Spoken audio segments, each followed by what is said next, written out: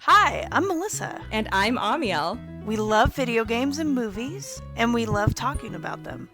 So we are hosting a new podcast where every week we choose one video game and one movie to talk about. We will go through each click and flick from beginning to end and talk about what we like and don't like.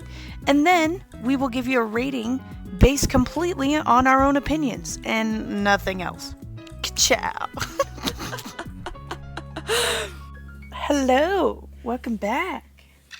Here we are, flicking and clicking. Flicking and clicking. Clicking and flicking.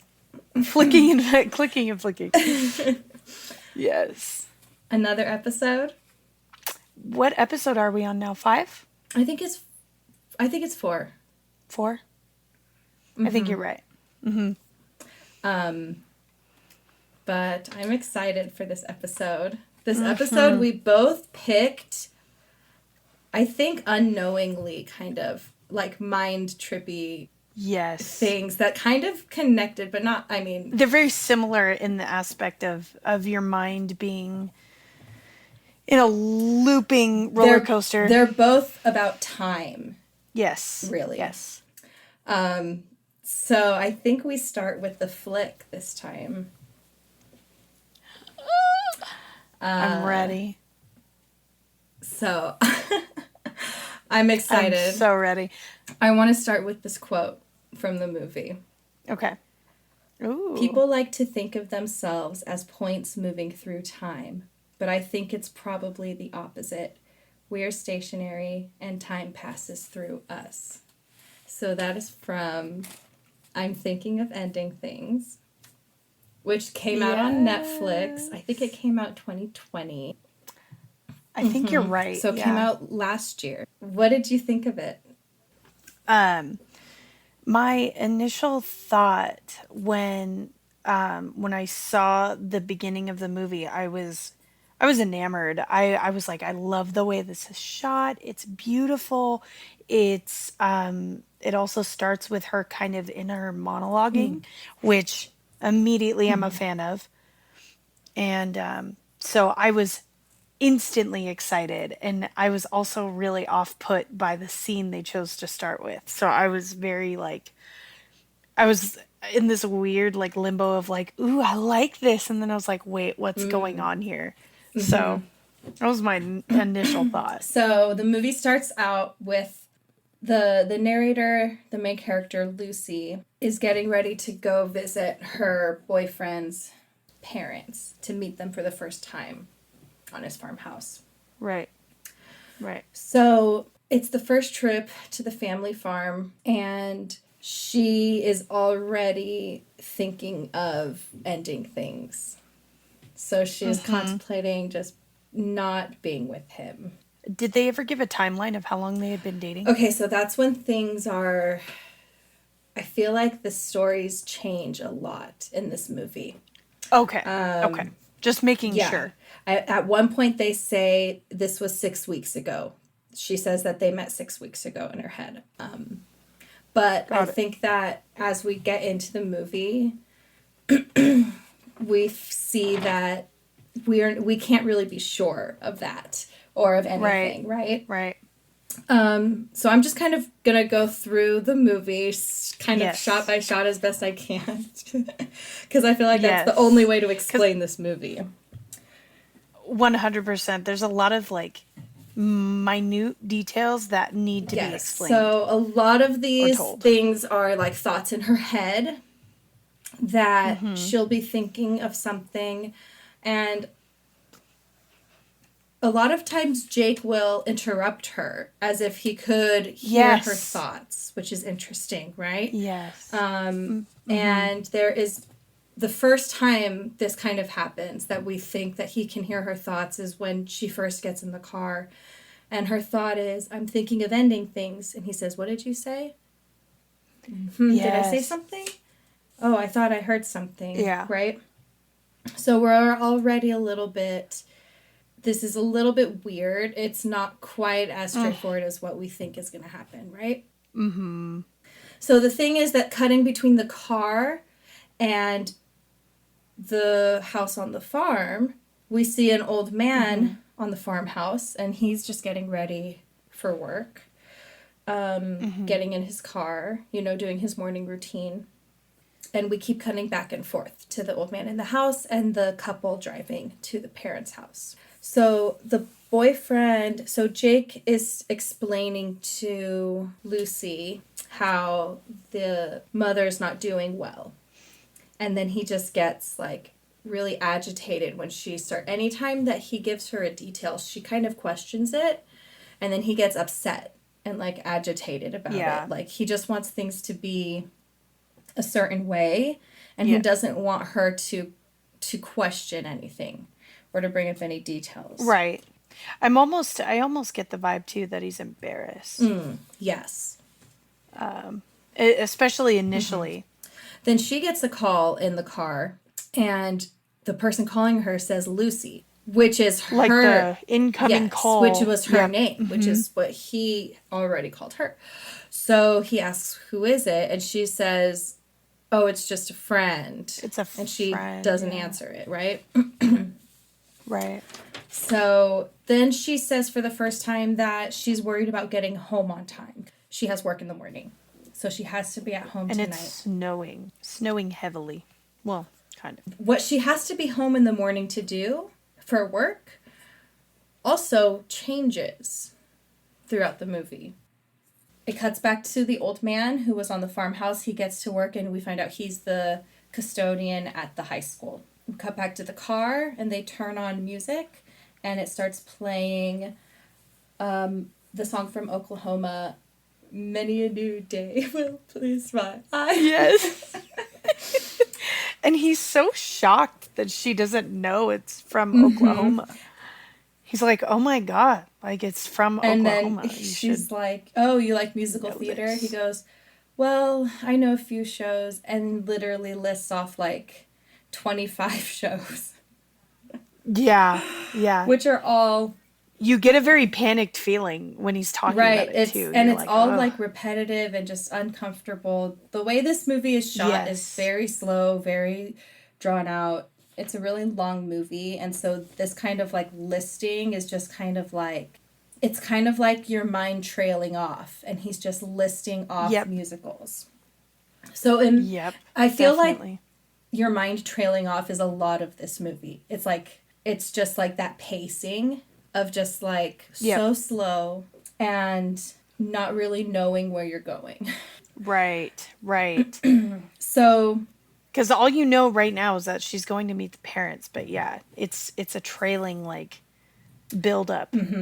so it cuts back and forth him explaining how he knows the song from Oklahoma is because he did it when he went to high school, and the high school does it every year, Oh my God, doing Oklahoma every year.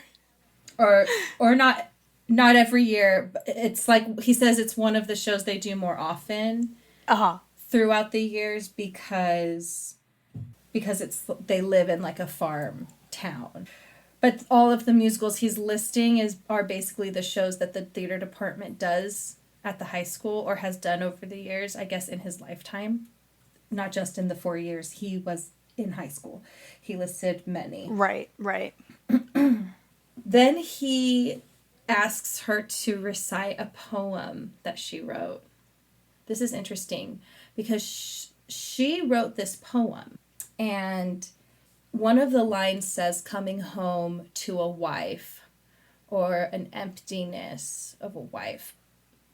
However, from her perspective, she wouldn't be coming home to a wife. So it seems like the Right. poem is written from a male perspective. It's doesn't sound like a woman wrote it. Right. And he doesn't comment about it, but He says, "It sounds like you he said wrote." about me. He says, "It sounds like you wrote it about me." And she was like, "Well, that's what I hope for, is that anybody can like relate to my poetry." And he goes, "It sounds like Right. you wrote it about me." And she's like, rolls her eyes, whatever. He doesn't get it. they get into a lot of arguments, like philosophical arguments in the car. And I don't want Mm-hmm. to go over each one that they talk about, but they go over movies and they talk about life and how whether or not anything that's living wants to live. And he gets very upset with her because she's very contrarian to his opinions. Right. So they get to the farmhouse and he doesn't go inside right away. He waves to his mom from the window for like an awkward amount of time, way too long. Yes. And like I said, everything Yes. in this movie is slow and drawn out and just it's like your mind wandering through the movie. Mm-hmm. Mm-hmm. And it's hard because it's like the portrayal he already had set for his mom and then seeing her in the window. For me, that's when my brain started to, Which yeah, where it gives you time to think about it, but you're like, what are the possibilities?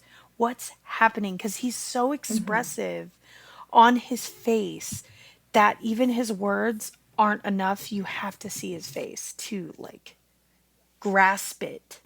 So he goes straight to the barn and he goes and they go and see sheep and he's kind of aggressive about her asking questions about the sheep again, like, oh, what's going to happen? And he's like, Mm-hmm.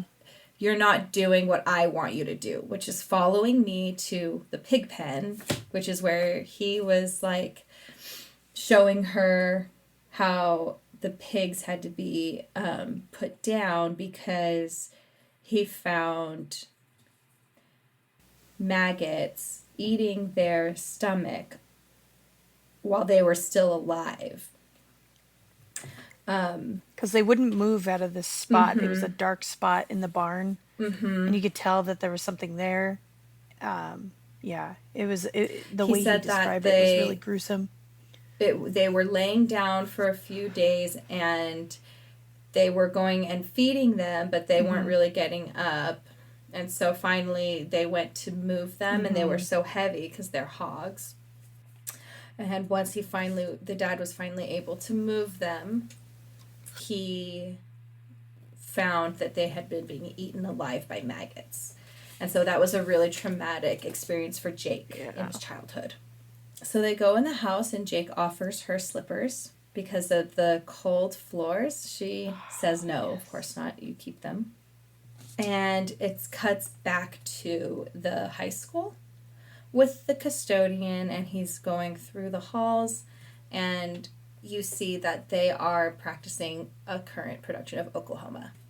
So these two things kind of shadow each other throughout the movie, Right. Right. which is really interesting when it leads up to the finale. So Absolutely. Yes. she starts looking. So they're sitting in the family room. Parents are upstairs. They're waiting for them to come down. And she sees a door with scratches on it. Jake was also frantically like searching for his parents too. He like runs upstairs and is like, "Hello, hello," like almost like nobody was there, and he was afraid that Like it was an empty like house. almost like he was he in my yeah, and like he was expecting nobody to be here. Like And that like he was didn't want to so hear someone off-putting to me. respond. Like he was calling out to make sure it was Yes. empty is what it sounded Yes. like. Yes, which is weird. Right. And then eventually, yeah, eventually his dad's like, "We're coming down." I don't know why that off put me so bad, but ooh, I'll tell So you about it at she the end because sits ooh man. down in the family room. And what's interesting is that she says, "This reminds me of the house I grew up in." And he says all farmhouses are kind of look alike, right? But then she notices the scratched door with tape on it, and he Mm-hmm. says that goes to the basement. And he says, "I hate the basement." And she was like, Right. "Well, I want to go down and see it because I didn't have a basement growing up in an apartment." Which is, again, so Right. we're seeing things that we can't be sure of now. What Because she said this reminds me of my old house. she grew Like, up in a farmhouse or she oh, grew up in an apartment, right? We right, these right. details, these details of the past will continue to change, right? So she like pretends to try to get down in the basement, and he like is really uncomfortable, right? He He doesn't want pushes her him. to even joke about it. Yeah. But then the dog comes in, so she goes and starts petting the dog, Jimmy. Favorite character. Yeah. Yeah, Jimmy. So the parents Yep. come downstairs, and Jake's dad just doesn't acknowledge him or like look at him in the eye at all in the first scene. Yeah, he's like turned sideways, looking to the left. Sorry, Jake is right in front of him, and he refuses because his wife's to the left, and then Lucy's also to the left, and he just doesn't even pay attention to. Yeah, he doesn't look at him at all. Oh, yes. Sorry, continue. And Oh, they sit down to dinner, and the mom says everything is from right here on the farm, and the main dish is just like a ham, just a big a pig belly. ham. Yeah. So Hunkin' ham, yeah. that's very uncomfortable, but nothing gets like, she doesn't say anything about it. She eats the food, whatever. And they talk about painting. So now, even though in the car she was a poet, now she's at the dinner table, she's a Right. painter. And Jake, all through the dinner, is just very silent and closed off and just.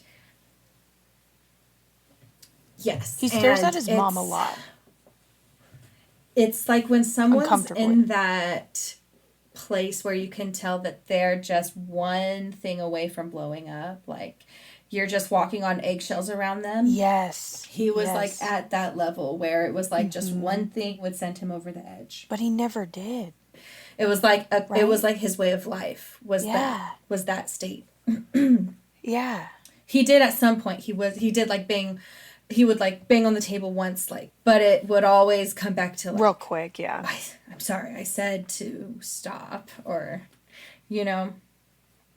Right, right. It never fully released. So he has her start showing her paintings to the parents from her phone, but when she pulls out her phone, she has all these missed calls from. There were some from Lucy There and was some from Louisa, Lucy and then Louisa. which Louisa is the name from Sound of Music. So that's another musical Yeah. reference. And the dad the whole time was questioning. He couldn't grasp the concept of painting if there was no person in the painting.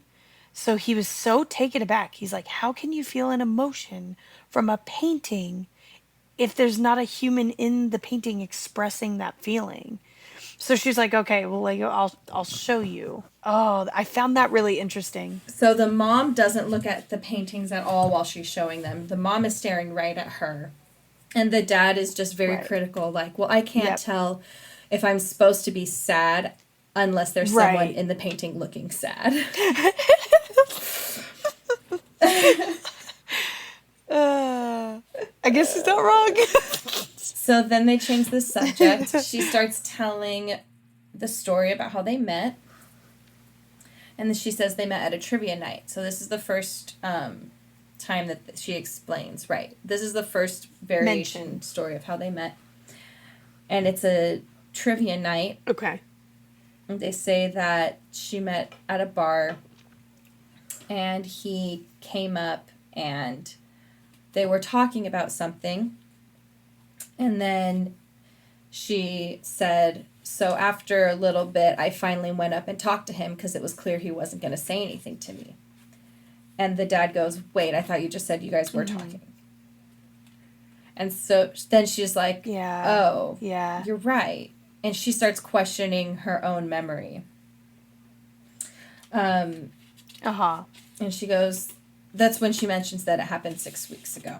And she drinks one whole glass of wine in one sip. And then it. See, I missed that minor detail, by the way. I missed that. The wine, the drinking wine. But it's just one glass. So we only see her drink one glass of wine and she just drinks it down really fast. While Lucy is in the room looking at pictures in the family room, she notices a picture of her when she was a little girl. And she says, who is that? And he says, "Can't you tell?" Mm-hmm. And she goes, "No." And he goes, "It's me." And then it cuts back, and it's the same child, but it's a little boy. It's the same haircut, same outfit and everything, but instead of it Mm. being a little girl, it's a little boy and it's him. And she's like, "Huh." Mm-hmm. I missed that detail as well. Yes. I So didn't realize that's that. later on in the house, the friend calls again. She gets another call and she listens to the voicemail this time. And it's a really weird voicemail. Oh, that's right. It says, "There's only one Mm-hmm. question to resolve. I'm scared. I feel a little crazy. I'm not lucid. The assumptions are right. I can feel my fear growing. Now is the time for the answer. Just one question. One question to answer."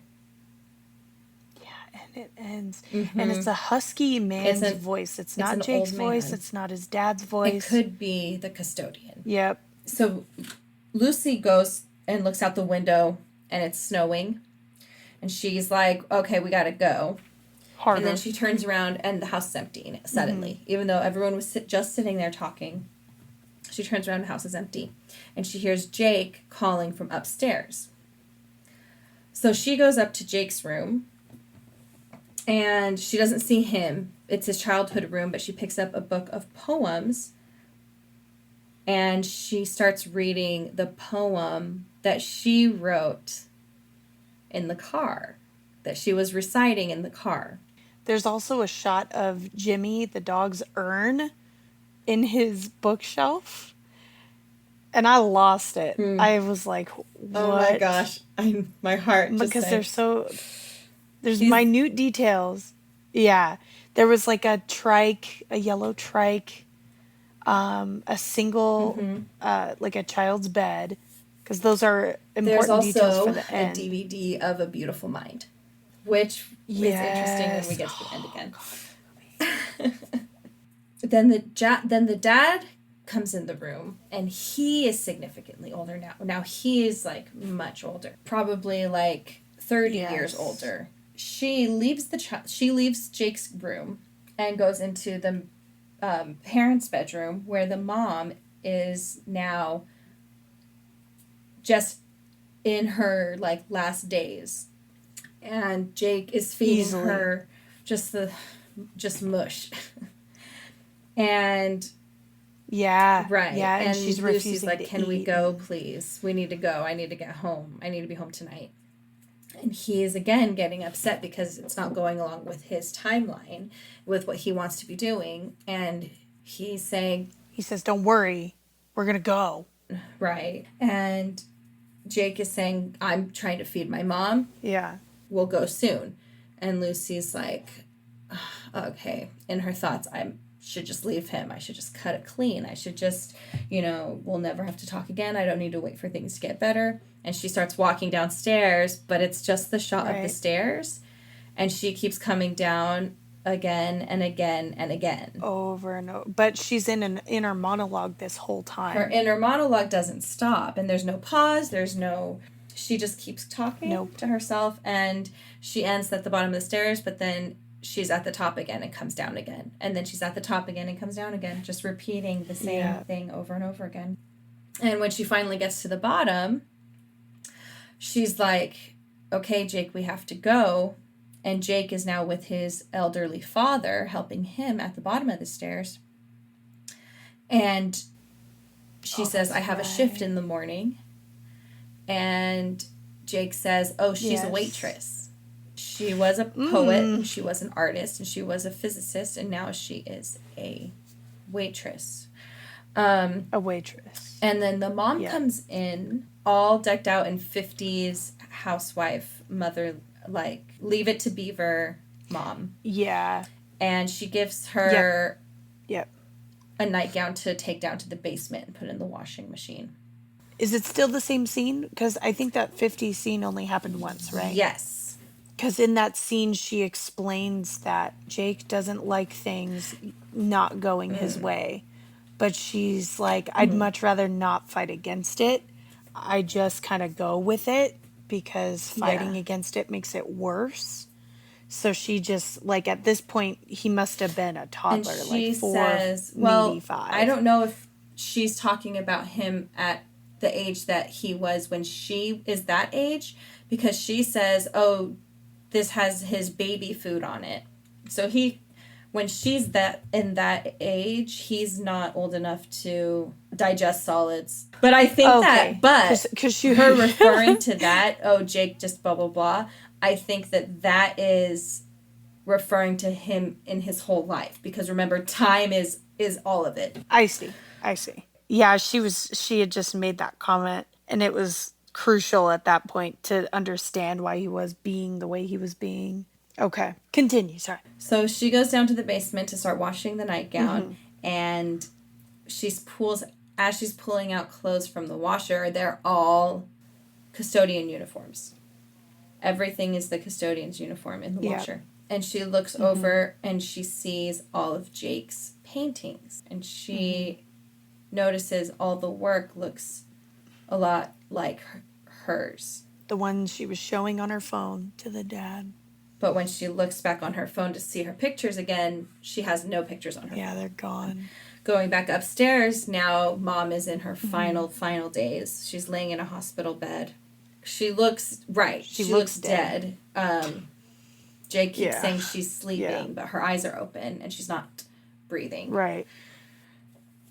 And the dad comes in and he's younger now than he's ever been. He's like a 30-year-old dad walking in with a wrench, and he's like, oh, I'm just working on the disposal. And then they Mm-hmm. say goodbye, they put the chains on their car, and they finally start the drive home, which is only halfway through the movie. It's wild to think And at that. this It's point, I really crazy. thought, wow, I'm only halfway through the movie.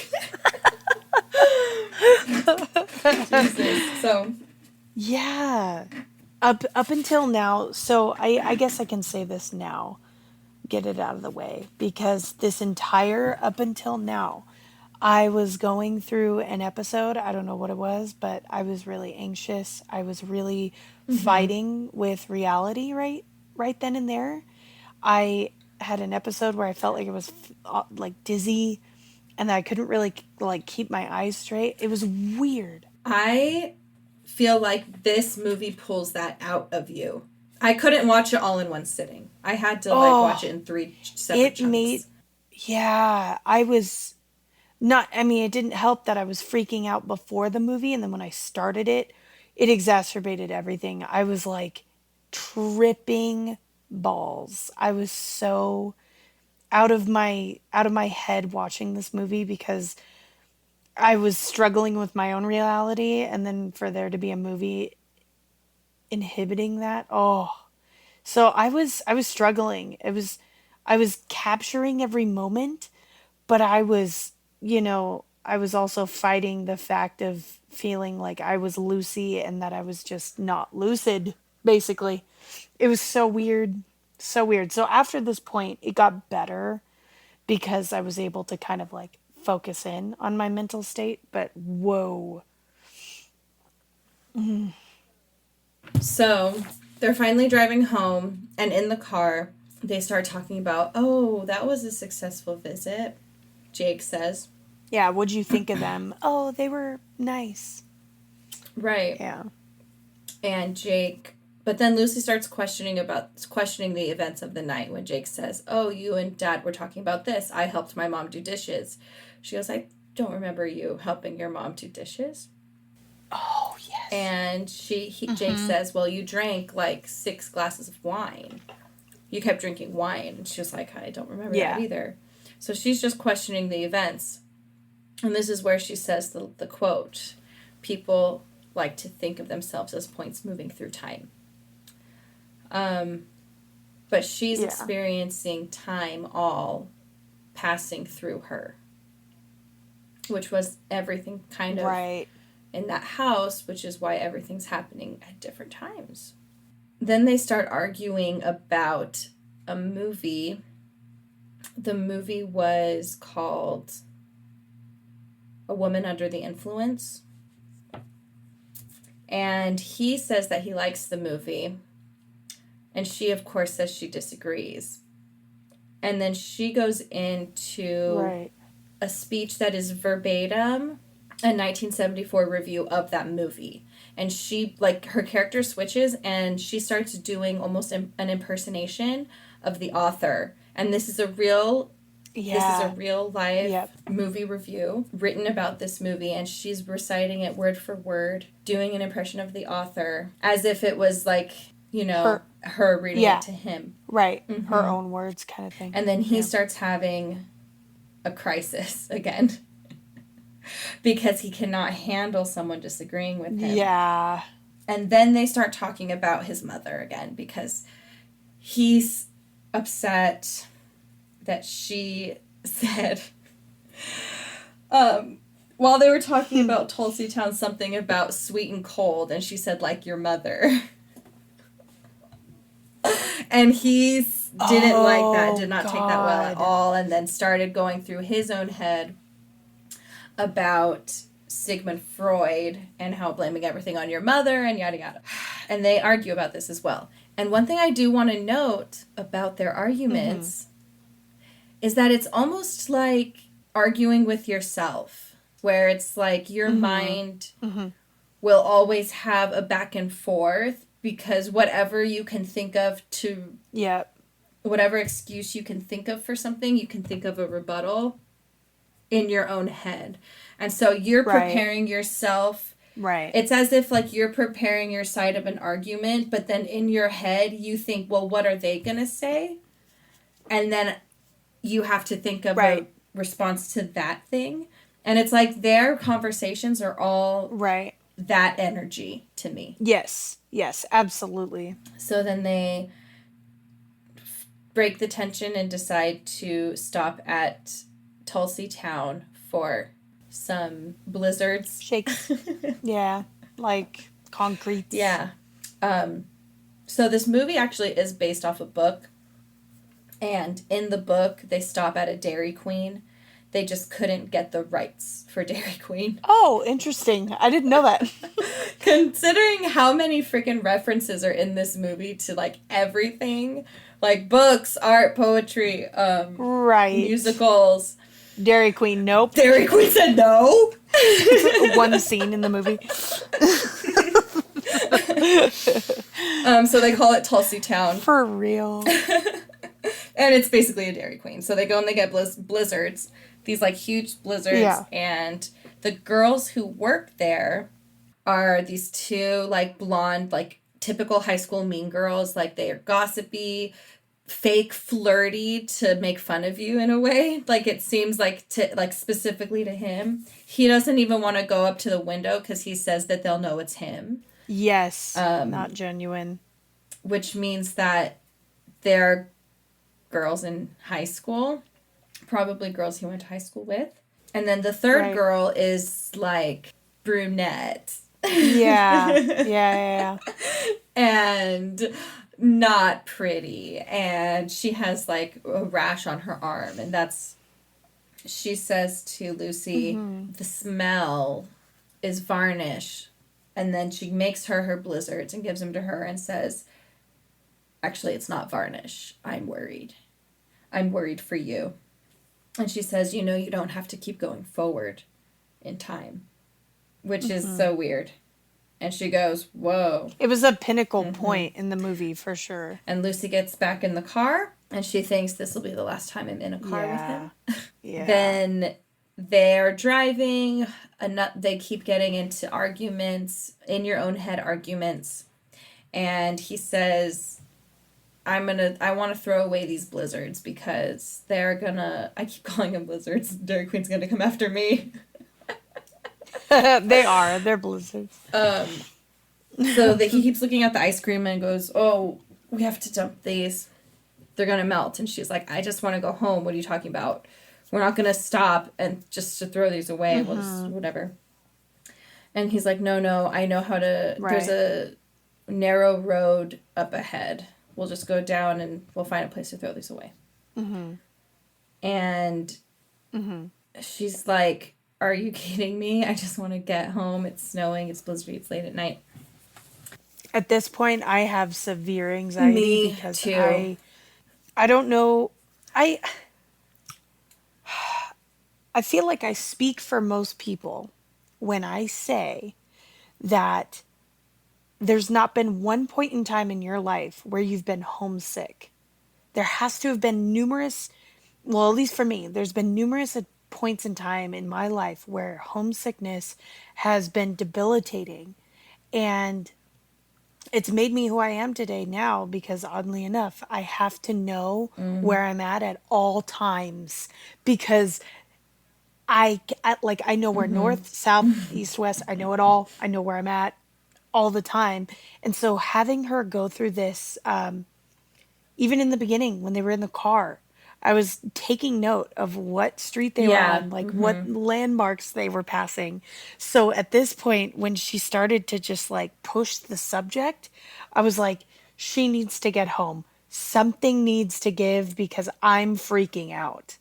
And that at that point in the movie, it overcome me for sure. And her being in this position, like in the passenger seat with an angry partner behind the wheel, Yep. it's scary. I've been in that Yep. position before where you don't know where they're driving you. They're just mad at you It's terrifying.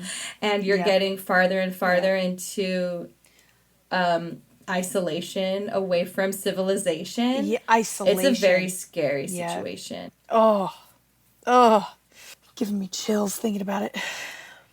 So they turn down this road and he's like, we'll just go really fast and we'll turn back around. The high school is down here.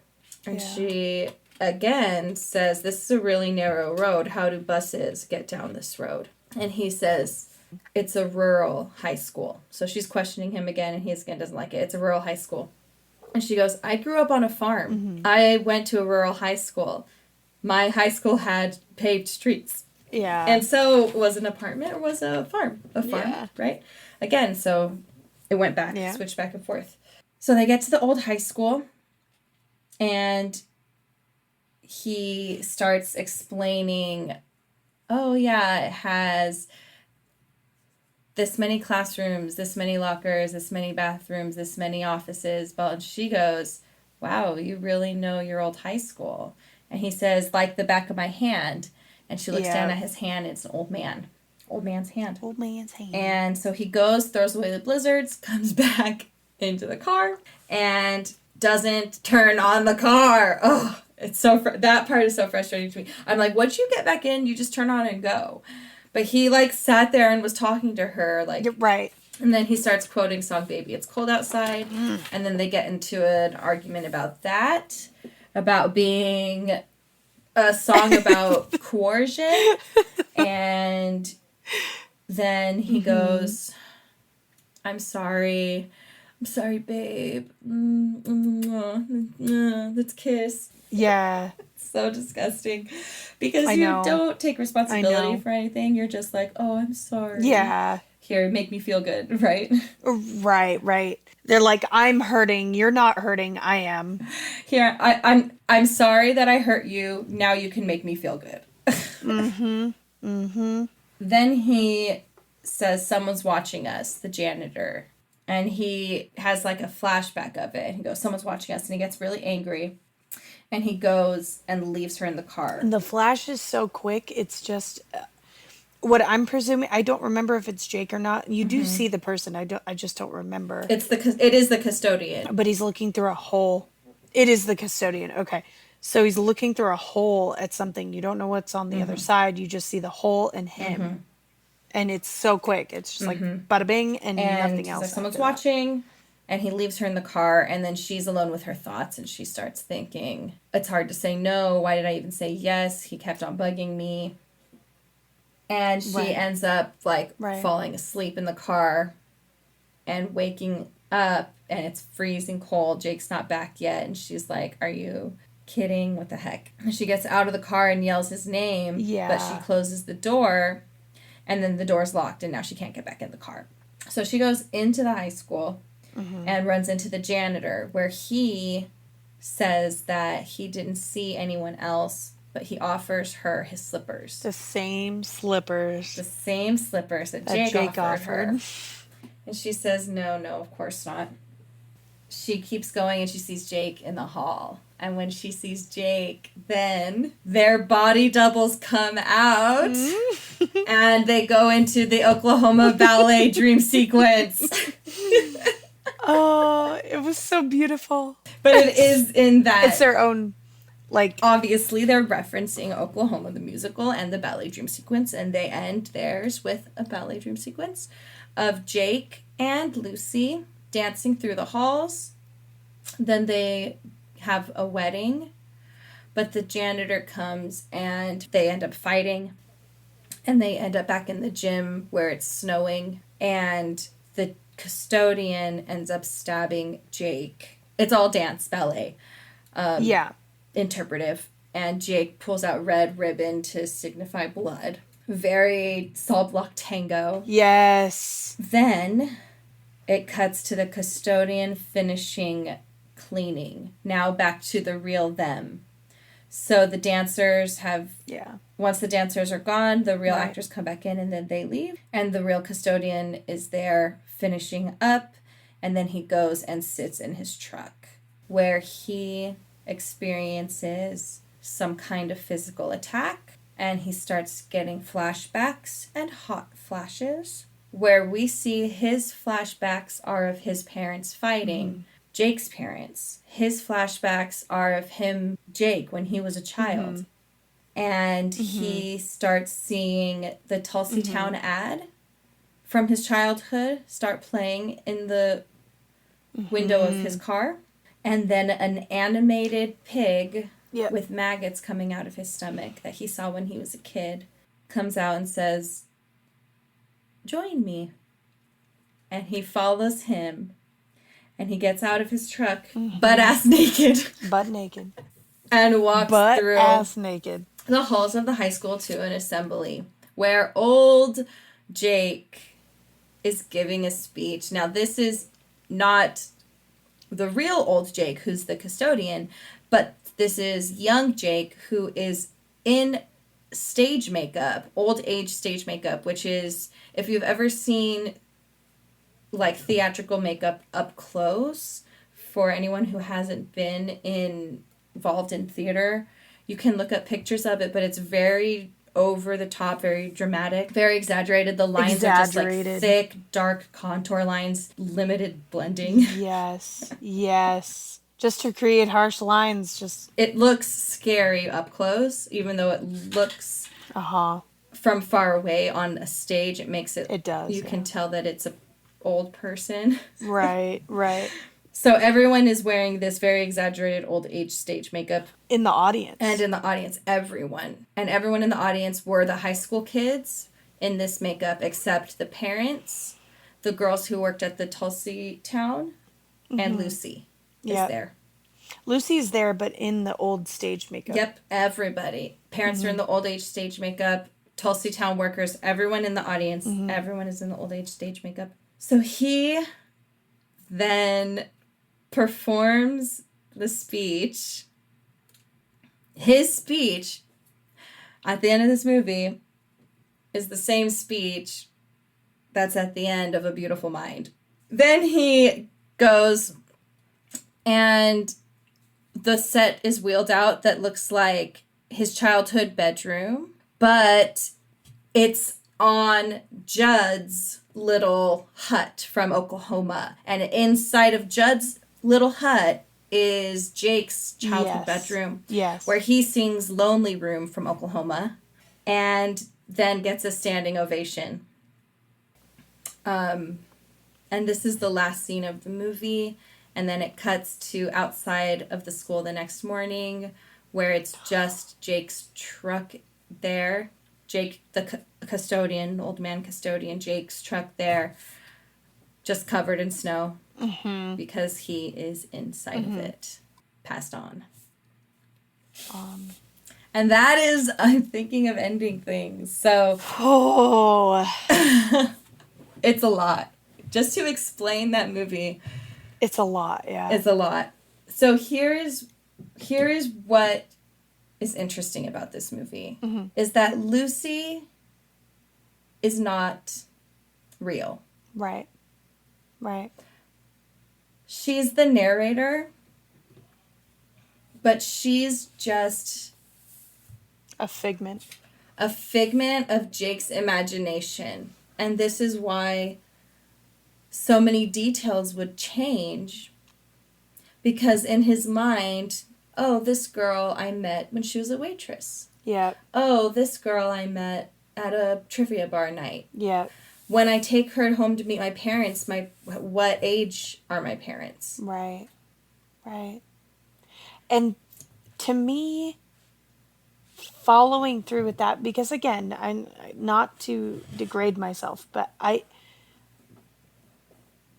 simply watch for the experience. I try to watch and understand, but there were so many possibilities in my brain that, yes, obviously Jake was the custodian, but like there were so many different routes that I was thinking Mm-hmm. of the ending of that movie and what the significance of certain things were, like Jimmy's urn and like the dog never shaking. It's like he glitched out or never like returning back to normal. Every time you Mm-hmm. see Jimmy, he was shaking the wet off of his fur. And Mm-hmm. just small nuances like that encapsulated my mind. So I Yes. was constantly focused on smaller stuff It's just than the whole like, picture.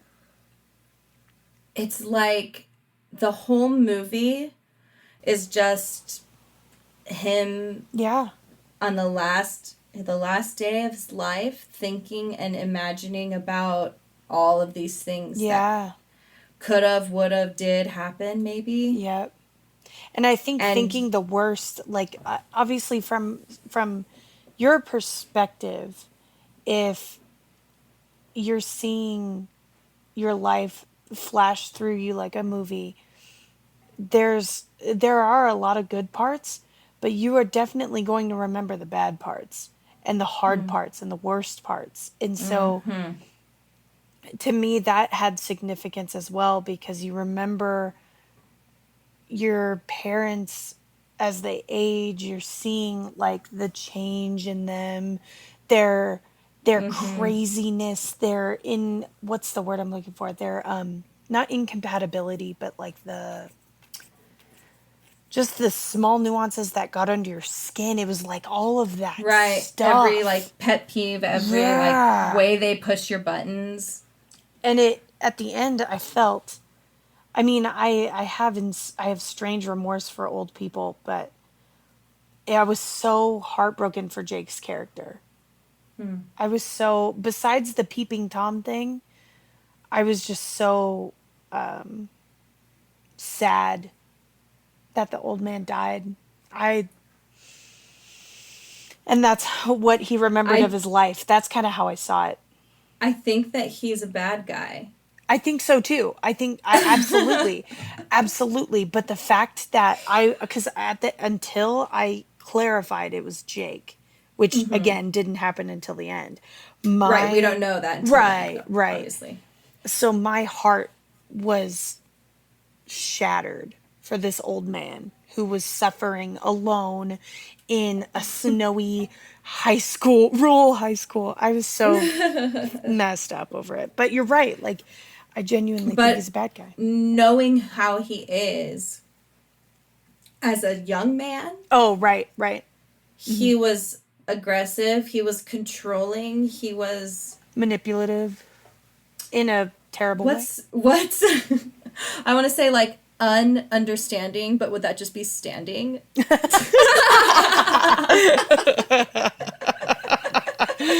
He was just standing. That's it.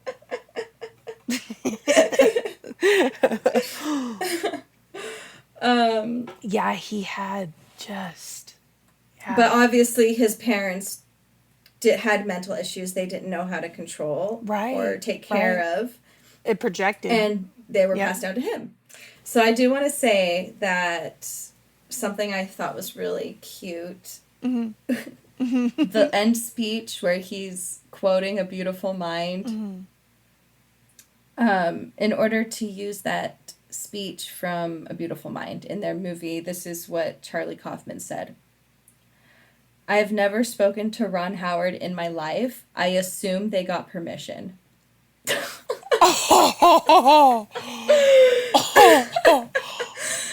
So, hopefully they didn't get in too much trouble for taking I mean, it's on those Netflix, lines. so Yeah, they got permission. In the credits, it says they got permission. yeah.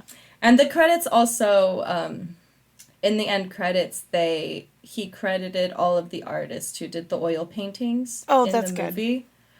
I thought that this movie was really interesting concept. I don't know if I'm jaded and I can't like watch so many scenes where I was just like, this is literally, I'm just looking at this, imagining Charlie Kaufman watching it and thinking of how great He's of an like- artist he is, which makes me like, it makes me feel like it's less art.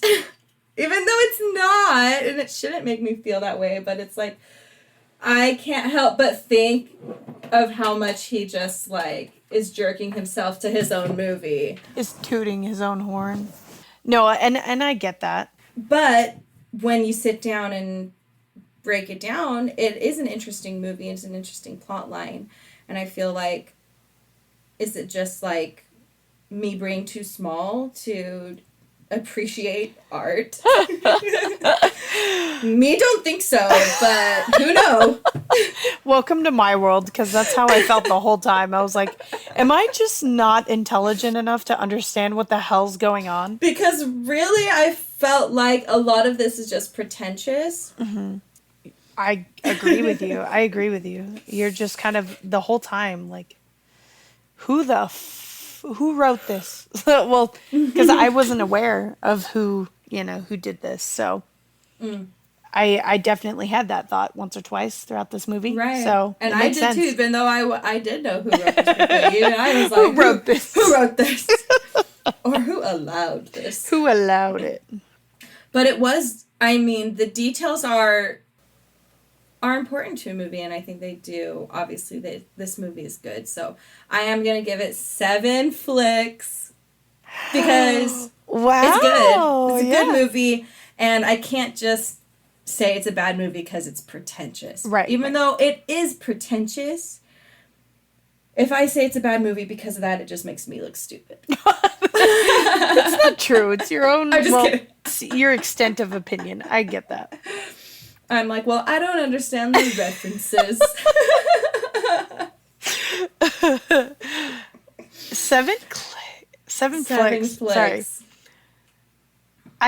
I don't have any better answer other than saying, you know what? Okay, here's what I'll do, because this is my opinion. I'm gonna give it 6 flicks. God, I will get it right. I swear, 6 flicks, because again, my pea-sized brain here, trying to keep up with the storyline, made it all that more interesting in the end for me to learn all the loose ends. For the most part, you have to kind of connect them together.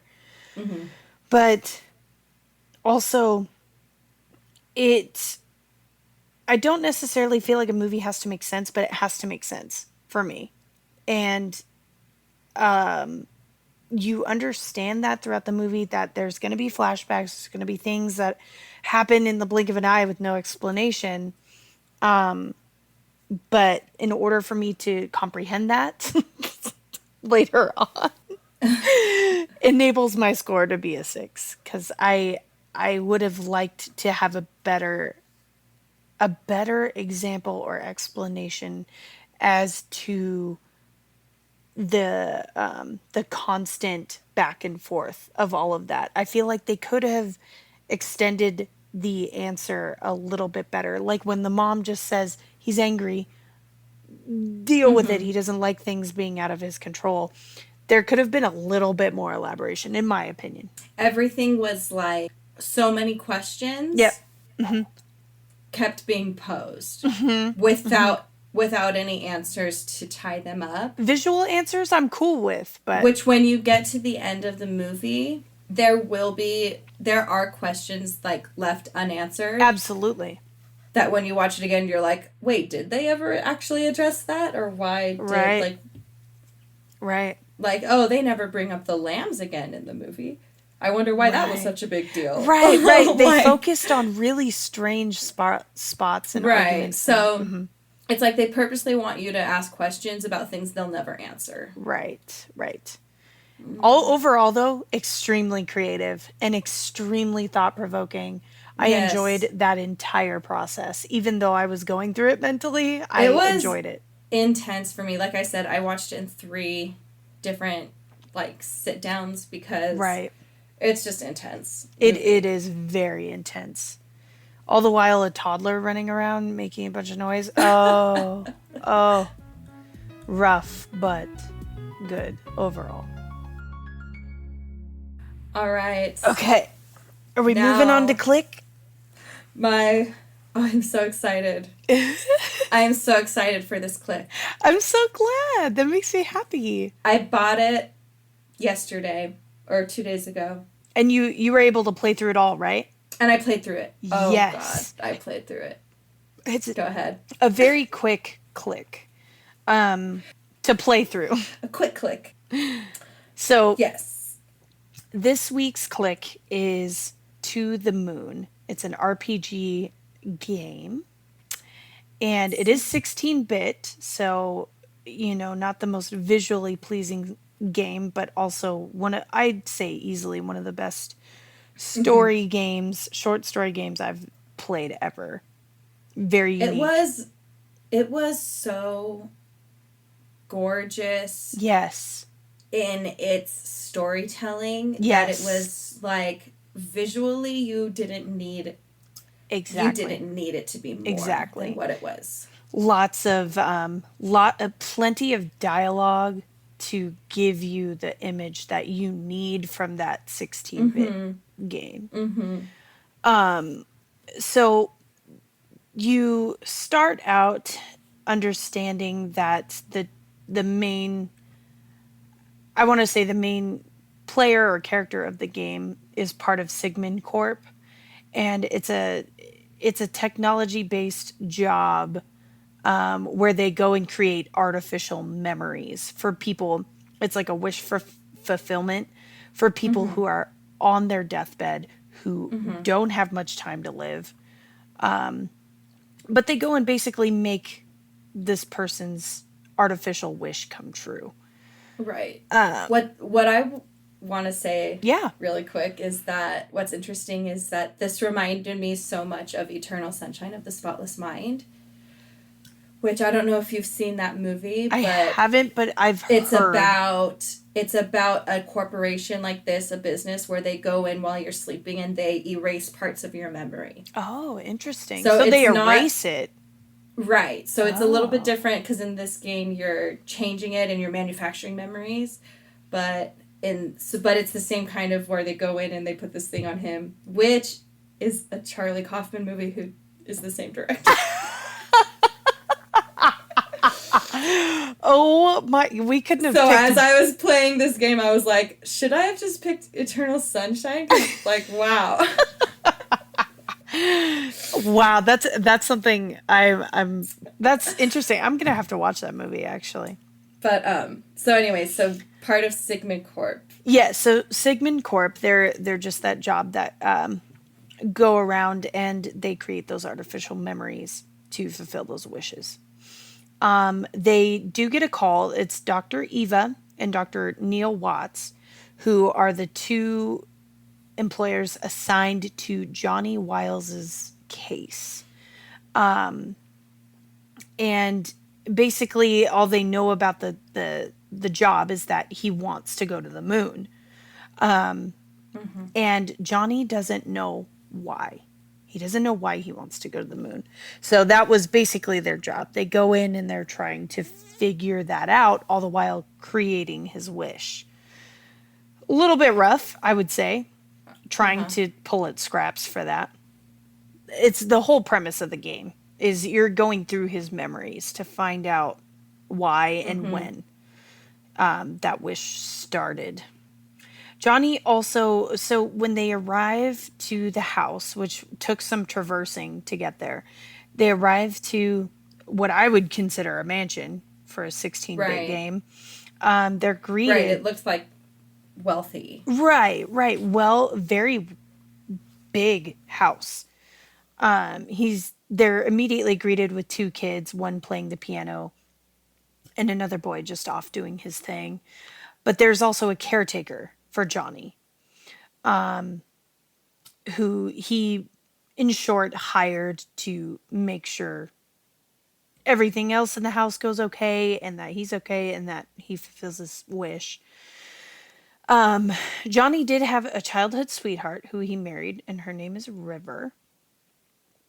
And that I I know. cried for like an hour and a half while I was It playing this game. it tugged really hard at the heartstrings because as even like I'm a sucker again for those kind of storylines. It's just it's something I find fascinating. But again, elderly people have a Right. hold on me. So you start off by trying to traverse his mind, which is a little hard because he is comatose when they meet him.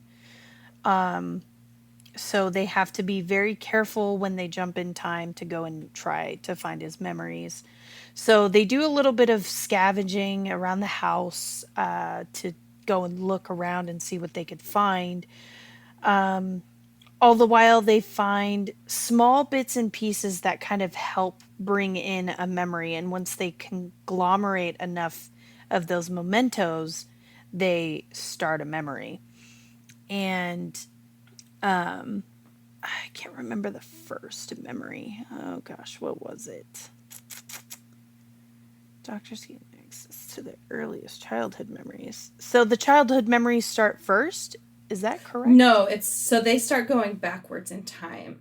So the first memory that they see is him like on the bridge by the lighthouse, and it's Lily there. And so they go up to him and they start explaining to him where they're Oh, what they're from. doing there. And he goes, "Oh, I was just going to call you." And they're like, "Actually, you already have." That's right. That's right. And do you see the lighthouse at that time? I can't recall. You can see the lighthouse like in the distance. Okay. Yes. Okay. So seeing him for the first time, they didn't get enough information. He also was pretty taken aback by them and just basically said, "Get me to the moon or else." And He was like, "I don't know why I want to go. I just want to go." right, right. I'll go, I guess, in order, but yes, you do play the game backwards all the way to the childhood memories, trying to piece all of the things together. So it does leave so much suspense and so many questions until you're able to get to the end, which in my opinion, my favorite way to play a game or read a book. I've I can't tell you how many book series and TV shows that I've watched out of order for that same reason. It's weird, but I love it. To watch the end Yeah, first and not then you go forward. right, not even the end too. Like I'll even start in the middle, and I will because I just there's so much more fun in that to me. There is something interesting. I don't do that all the time, but I do remember there are certain shows where you hop in the middle and then somehow you get hooked. And Yes, then you go back to the beginning and you watch it and you already know what's going to happen, yes, which is interesting. and then you you're don't like, know the ending. yeah, because you're waiting to see how they get there, but Right. then you keep going. So that's happened a few times. I usually start shows from the beginning because that's Yeah, shows definitely. Books I are a just little start. bit different, but Oh really? Oh, you'll just pick up and do it. Honestly, it's so interesting. dangerous. I know, right? Live on the wild side. Anyways, so he's So wait, where were we in the game? yeah, so they for story's sake, I'm just gonna go with his childhood memories up, if you will, Yeah. and touch on the major points. But the doctors, through rigorous training, reach all the way back to his childhood memories, where he first met River. And they met at a carnival, and Johnny's mom was there as well, They were, obviously. how old were they? I Like want to say they were kindergarten? 5. Okay, that's probably what I was like. They don't say, I don't think. They don't say, but he looks so young that I want to say like 5 to 7. Like, Easily, right? Yeah. because I don't think they even go to school together yet. No, you're Which would right. have to be like what, preschool even? Maybe. Yeah, So maybe 4. maybe. Because they were, yeah, they weren't in school, you're right, at all. Right. But old enough to just play on the playground and Yeah, like yeah. wander around. They're not babies. I will say, too, before you get to his childhood memories and the process of going backwards, you do find out a lot of like small hints towards the lighthouse, small hints towards, Right. You learn the whole story going backwards. yeah, see their wedding, and you see bar meets with their friends and stuff like that, which again, really interesting timeline. And it's as they're kids at this carnival, they kind of meander off, yeah, like you said, into a playground like where they're by themselves. But they look up at the night sky and see a constellation. And it is a rabbit with a moon as its belly. Again, 16-bit has nothing on just the dialogue explaining it. It's really beautiful. Right. And in order for them to unlock those memories, they had the doctors had to find a bunch of origami, different colored bunny rabbits. Yes. And so that detail in the beginning, you're like, why is River, because they're going through the house, River was obsessed. They find out that she was just making origami bunnies. Right. And they didn't know why, but they picked one up to create a memory, a memento. And so the kids mutually agree to meet at that same place the following year, promising that if they forget or get lost, the two would regroup on the moon, because again they were kind of separated from the carnival. Right. But in order to regroup together to meet each other, they said, well, if you can't find each other, go to the moon. So that's where the wish starts, Right. after they reach that childhood memory.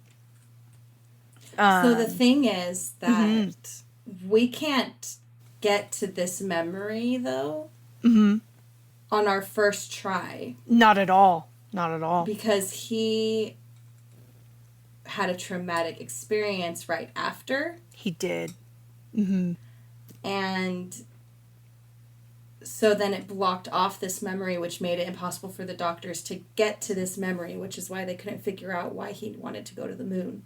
Right. And so what would happen is when they would enter his memory, or enter his brain, I should say, they would hit this static wall, and wouldn't be able to forgo it. And if they did, in if you can imagine the plane of existence, if you will, of the memory was blocked and fallen apart, and it was staticky and you couldn't get to it. But they couldn't traverse that without there being something seriously to go wrong, either to Johnny or them. So they did have to, I forgot what initialized the progression to find out that memory. Like, I forgot what memory or memento triggered it for them to be able to see what happened. I think it was it the platypus? I can't recall. So what happened is they couldn't figure it out, so they left his memories and they called like their corporation again to look at his medical records, and then they found out that he Medical had been on beta blockers. That's right. Okay. And then they had to go through a different way to get to access those memories that were being blocked. Got it. Okay. So basically what it was explaining was that After they access that memory through what they figured out were beta blockers, preventing him from remembering anything in that section of his life. Mm-hmm. They were able to understand that Johnny and Joey, they were both hanging out outside their home when a car tragically killed his twin brother Joey. Mm-hmm.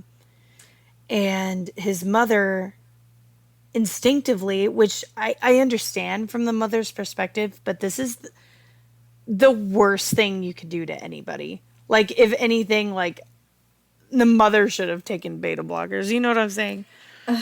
It's just so traumatic. Like, She put her kid on meds and she didn't get any help and totally went crazy. yeah, just like, she, And ended up calling John Joey his whole life. right, right. Which, thank God he didn't remember because that would have been even worse, too.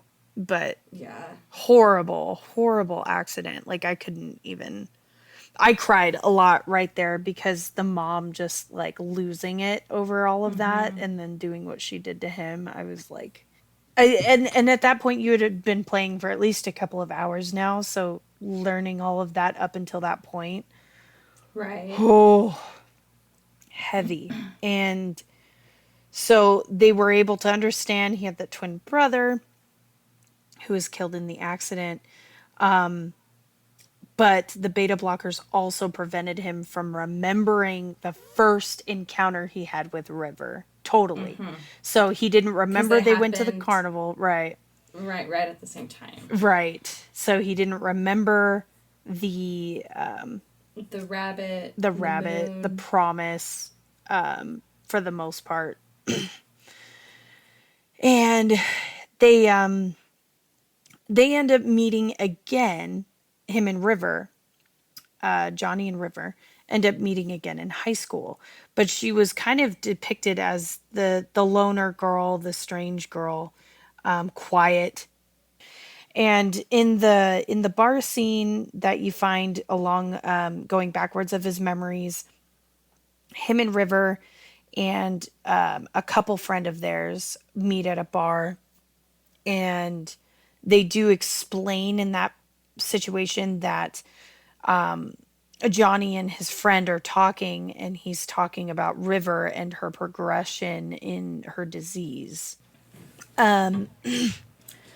So he Johnny, as they meet in high school, he grows very fond of River. He's very drawn to her.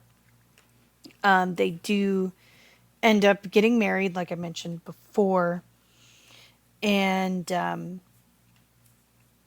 River ends up realizing that Johnny forgot the memory of the carnival. Okay, so here's where I'm getting to what the syndrome was. So Mm-hmm. what her like social syndrome was. After Johnny confessed that he approached her in school because she was different, and that he thought that that was their first meeting. So he's explaining to River like, no, I met you in Oh. school. This is our first meeting.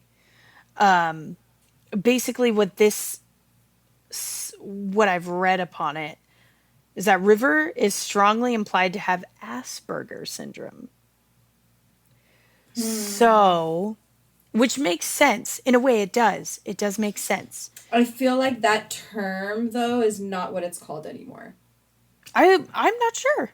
I don't know. I think that that term is named after a doctor who was like a Nazi. And so they don't Stop. call it Asperger's anymore. Oh my I god, think I they didn't know just that. call it autism now. I think it's just on the autism spectrum now. If that's the But again, case, I'm not the expert. But I do know for sure that I don't think that that's what the term is anymore. interesting. Okay. Well, I would like to do more research on that and know for sure so I don't, you know, So quote she that. probably. Probably did have autism, yeah. Okay. Okay. So because she does have this because she is on the spectrum, let's just say that. she does not tell Johnny directly about their first meeting at all. Instead, what she does is create the rabbit origami and color coordinate them for the moon being the yellow one, and and all of these minuscule hints that you don't catch in the very beginning. Right, you're just wondering what is the significance of the bunnies. Yeah, yeah, exactly. And I mean, obviously, you find out That going it's back her to way of just wanting to be understood right, and and she wanting to couldn't. be remembered. Yeah, and she couldn't explain it to him because of her syndrome on her spectrum. She couldn't physically explain it to him, so her aggressive way of going about it was just creating a bunch of bunnies to remind him.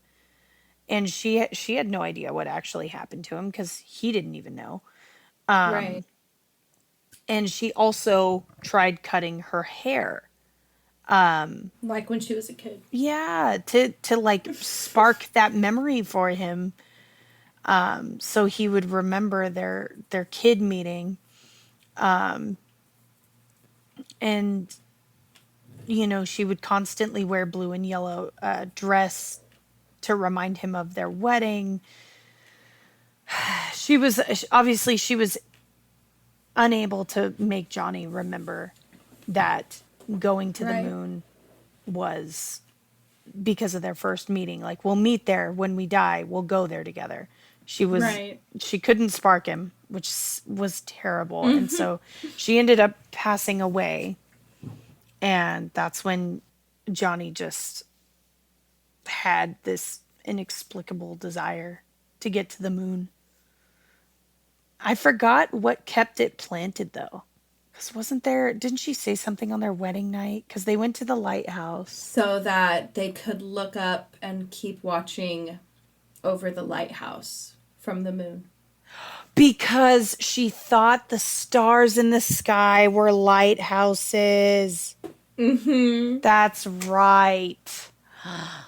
Sa- Oh God, I'm gonna cry again. this game is so good.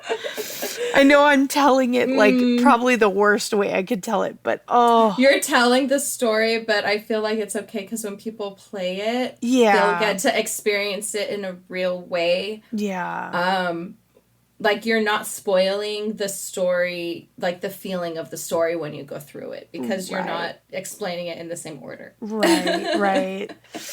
Yeah, it's also easier to tell that way too.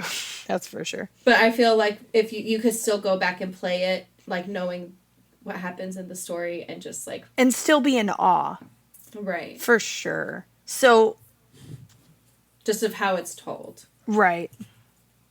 So with that information to the doctors, they once they were finally able to get to his childhood memory, you know, the and also get past the beta blockers. They were finally able to try and conform a plan to be able to plant basically reroute Johnny's life to be able to get to the moon ultimately. And Right. their Rosaline and Watt's idea of implanting the memory involved Joey not getting killed. So in Johnny's life, Joey didn't die. And in that alternate universe, Joey became a popular author, and Joey did not meet River again until they started working at NASA.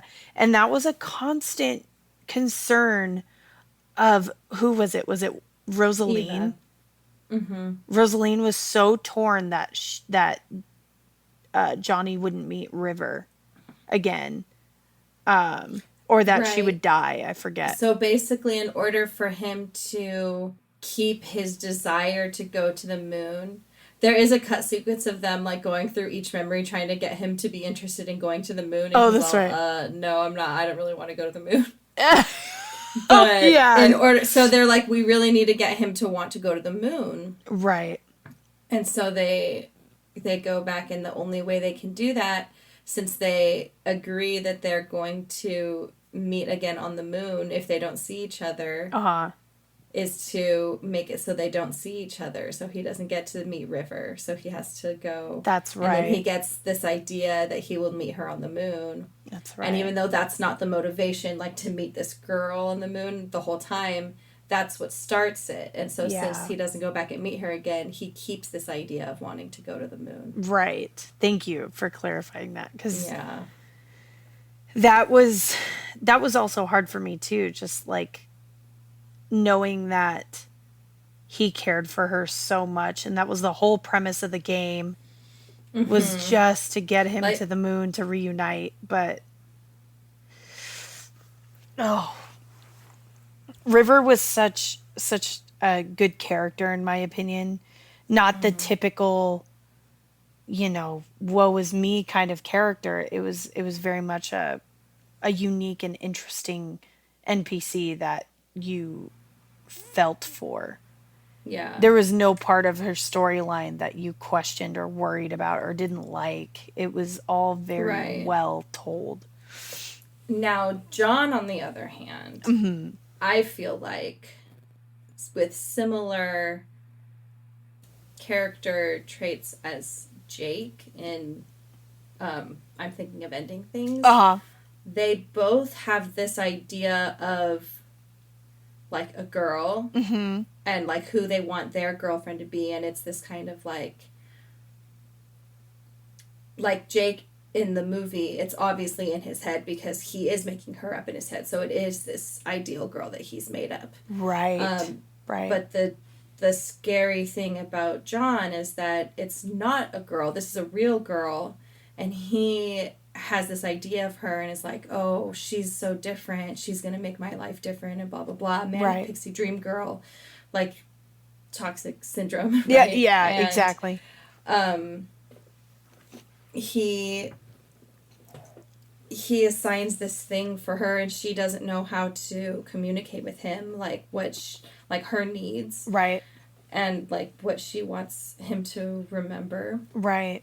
and he will lie to her to make her to like manipulate situations, make her Yep. think and feel certain ways, and she can like see through it sometimes. But Right, right. the fact that this is like their marriage, you know what I mean, and like Yeah.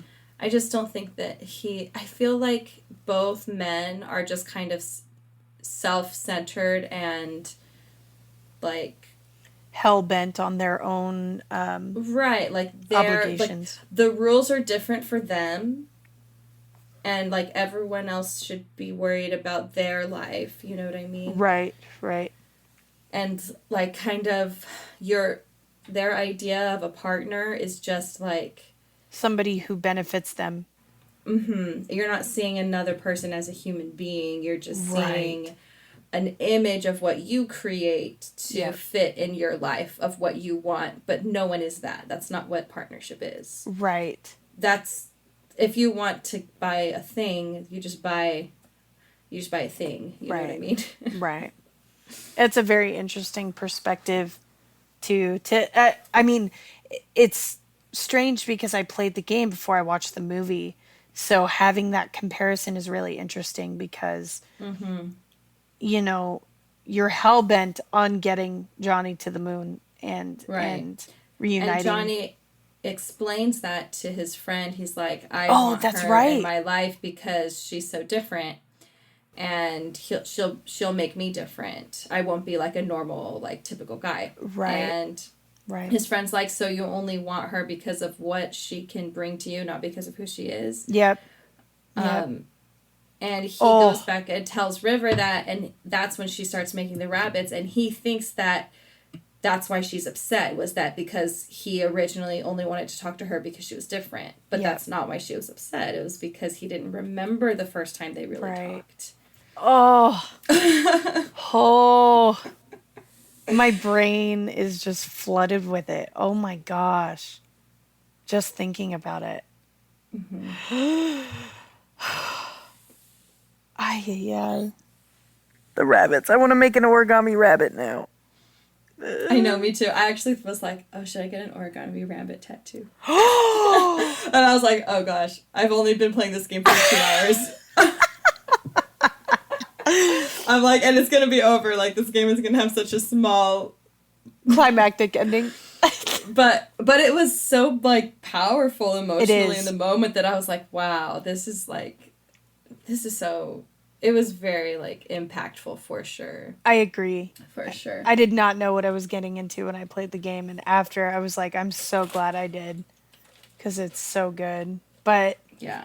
ultimately, when he meets River at NASA, and they're both sharing the same urge to get to the moon, dying Johnny is actually starting to die. He's starting to go. And he imagines going on a moon mission with River. And so the doctors are aware of this, because they can feel and sense and see that Johnny's life is fading. And once it reaches to their mission point, Johnny and River board the ship, and they're getting ready to launch. And as they do, River holds out her hand to him, and the moon appears through the window of the ship, and Johnny takes her hand, and then he starts to flatline, basically. And the doctors realize that they've now accomplished what they were sought out to do. And in the new memory, it goes back and shows, well, first, like the freaking saddest thing is that the first thing that happens is they have to go back through all the memories, and that they remove River from them. Oh, that's right. And then they add the brothers. So it's so heart-wrenching because you're losing River, but then he's getting these memories with his brother that he never had. Oh, he never got to God. grow up with his brother, and it's just like, your heart can't take it. I know. And you know what? Like, I did not, I can definitely say I did not see it coming that he had a twin brother, except for like a few hints here and there, right? But Right. You don't realize that it's a bunk bed. Or No. that it matters that it's a bunk bed when you're going through the bedroom. right, right. But then after they redo the memories, and then Yeah. she comes back to NASA and they meet, then there are all these new memories of them Yeah. now getting married and growing old and building the house together. Yeah, Joey was a And part of Johnny's wedding. and in the real world, they couldn't afford her medical bills and the house. Right. But then they can go back and they redo all his memories so that now they could afford Right. the house, and she didn't get sick, and so they both got to live on the cliff with the lighthouse. And and it's like, oh, there was a quote I wrote down, Oh. and it says, "The ending isn't any more important than any of the moments leading to it." And I feel like that is just the thesis of this game And movie. and movie And movie. and this episode of our podcast. But I feel like, especially because this game, how it shows you the memories and how it like, first you're going backwards, then you go forward again, deleting and replacing. Yep. And then you're just making brand new memories for him. And really, at the end of the day, his brother did die when he was Yeah. like 5. Yeah. The reality of And it sets back in. River really did get sick and really never did live with him in that house. And they really never went to the moon. I know. But all of his memories that he's leaving this world with, the life that he's leaving with, that's what happened. Yeah. Yeah. And it's like, the ending isn't any more important than what's happening. Everything leading up to it, because it's all the same. Yeah. And yeah, he wouldn't know any better. There's no way for him to know any better, which I found such I don't know, I found such comfort in, because Right. when you're listening to somebody recall a story that you were a part of, and you hear things and like experience things that they say, that you're like, did that really Yes. happen? Like, Yes. I it's feel all like your especially perception. when you're a kid and like Hmm. hearing memories from like your siblings, Yep. Yep. like, oh, you did this when you were a kid. I'm Yep. like, I did what? Right, exactly. And you're like, that's your perspective. This is Right. mine. You're like, I remember the whole situation differently. Right. So when John is dying at the end, even though none of those memories are real, does it really matter? Nope. Nope. And I mean, ultimately, he doesn't even recall, he's not even able to recall the actual memory of them setting the promise to get to the moon, per se. It's really just that he ends with River.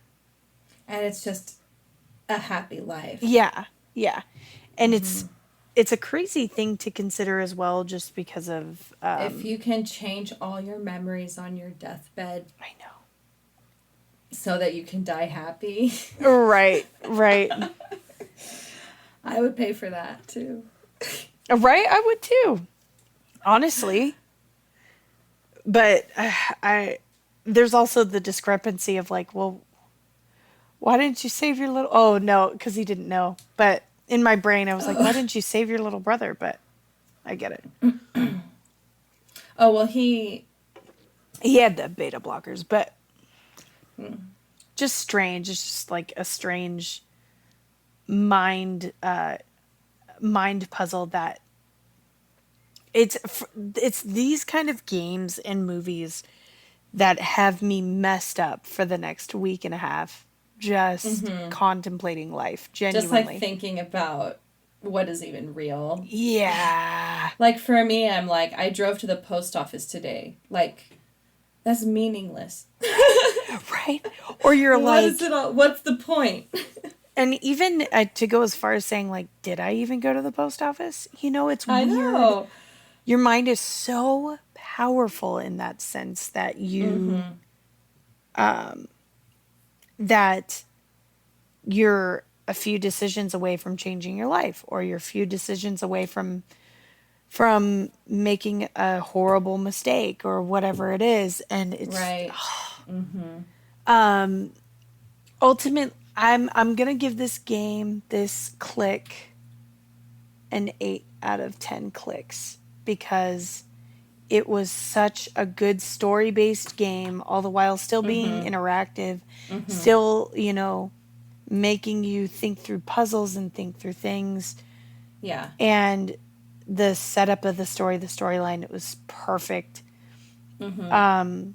I only gave it 8 because of the graphics. And again, your Yeah. your brain is powerful enough to It's connect the okay. two and make Yeah. it more beautiful than what it looks like, but could you imagine a game with full graphics to that extent? I Mm. just I'm a sucker.